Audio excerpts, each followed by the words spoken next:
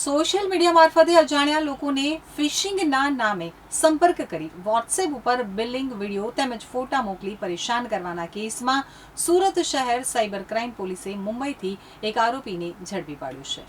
પોલીસને મળેલી ફરિયાદ મુજબ આરોપીએ સોશિયલ મીડિયા મારફતે અલગ અલગ સ્ત્રી ડોક્ટર ફિઝિયોથેરાપિસ્ટનો સંપર્ક કરી ઓનલાઈન ફિઝિયો માટે ફોર્સ કરી વોટ્સએપ ઉપર બિલિંગ વિડીયો તેમજ ફોટા મોકલી હેરાન પરેશાન કર્યા હતા.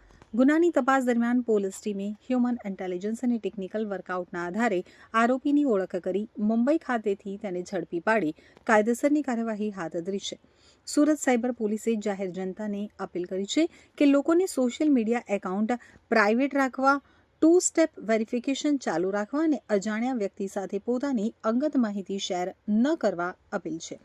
સોશિયલ મીડિયા એકાઉન્ટમાં કોઈ અજાણ્યા વ્યક્તિ દ્વારા હેરાનગતિ કરવામાં આવે તો તાત્કાલિક નજીકના પોલીસ સ્ટેશનનો સંપર્ક કરવા પણ પોલીસે જણાવ્યું છે. સાયબર ક્રાઇમ પોલીસ સ્ટેશનમાં એક મહિલા ફિઝિયોથેરાપિસ્ટ ડૉક્ટર દ્વારા ફરિયાદ કરવામાં આવ્યું હતું, જેમાં જે મહિલા ડૉક્ટર છે એમનો નંબર જે આરોપી છે એમને ગૂગલ એડ મારફતે મેળવીને એમને સંપર્ક કર્યું અને એમને એમ કીધું કે મને ફિઝિયોથેરાપિસ્ટ ટ્રીટમેન્ટની જરૂરિયાત છે, મારું એક્સિડન્ટ થઈ ગયું છે. અને જ્યારે મહિલા ડૉક્ટરે એમ કીધું કે તમે કિસી મેલ ફિઝિયોથેરાપિસ્ટનો કન્સલ્ટ કરો, તો પછી જે આરોપી છે એમને પોતાનું ન્યૂડ વિડીયો અને ફોટોઝ વગેરે મોકલીને એમને ફોર્સ કર્યું કે મારે તારે જોડે જ ટ્રીટમેન્ટ કરાવવાનું છે અને એમ કહીને હેરેસમેન્ટ મહિલા ડૉક્ટરનું કરવામાં આવ્યું હતું.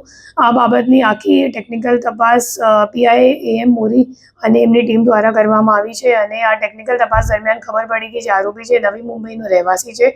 એમની ઉંમર 19 વર્ષની છે અને એકલો રહેતો હતો નવી મુંબઈમાં અને ધોરણ 7 પાસ છે અને એમનું કદાચ છેલ્લા 2-3 મહિનામાં કંઈ એક્સિડન્ટ થયું હતું અને એમના જે શરીર છે એમાં એક ટેટુ પણ છે, જે ન્યૂડ વિડીયોમાં પણ દેખાય છે.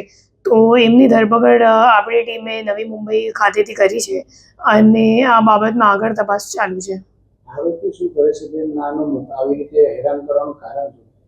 આરોપી કંઈ કરતો નથી. એકચ્યુઅલી આખા દિવસ દારૂ પીવીને પોતાની ફ્લેટ ઉપર જ રહે છે અને એમને જે મુખ્ય સોર્સ ઓફ ઇન્કમ છે એ પોતાના એમને જે બાપ હતો જે હાલ ગુજરી ગયો છે, તો એમના બાપે ઘણી બધી પ્રોપર્ટીઝ લીધી છે, તો એમાં રેન્ટલ ઇન્કમ લેવાનું અથવા રિયલ એસ્ટેટનું બ્રોકર જેવું કામ કરવાનું એવું કામ કરે છે. તો મુખ્ય રીતે બેકાર છે, મતલબ આખો દિવસ માટે એમની પાસે કોઈ વ્યવસાય કે કોઈ ધંધો નથી અને